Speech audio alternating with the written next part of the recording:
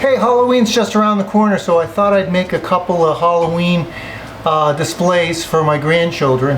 One of them will be a light up pumpkin, but the other one's going to be more of an artful display for maybe some dried fall flowers.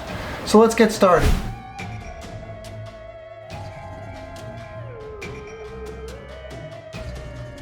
We're ripping some fence pickets down to 3 inches wide to make this pumpkin. Now that these all have been ripped down to 3.5 inches, I kind of find out that I really don't need 6 boards.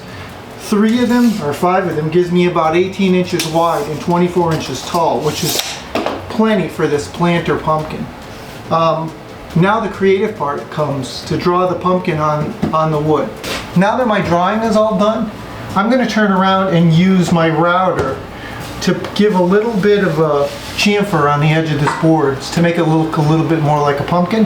Now if you don't have a router, you can get a block of wood and some sandpaper and just ease this edge. Again, it doesn't have to look perfect. Matter of fact, you don't want it to look perfect. The more irregularities in this pumpkin, the more it'll look cool.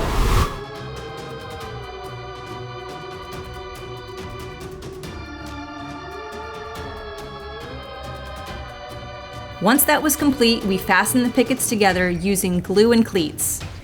Now let's cut the pumpkin out.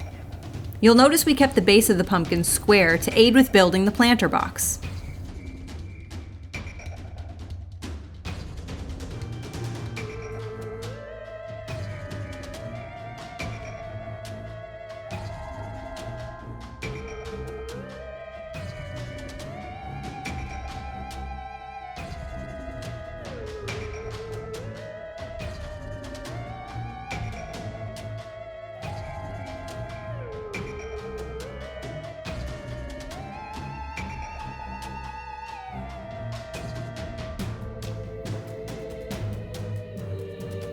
Now we're ready to make our stem.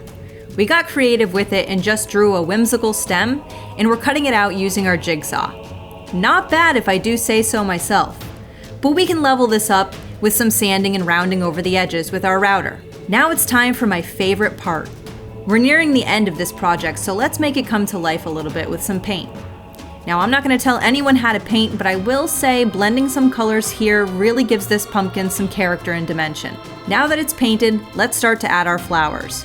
But first, let's add some styrofoam blocks to secure the flowers in place. And just like that, our pumpkin planter is complete. Now you'll notice I've added a luminary next to this piece.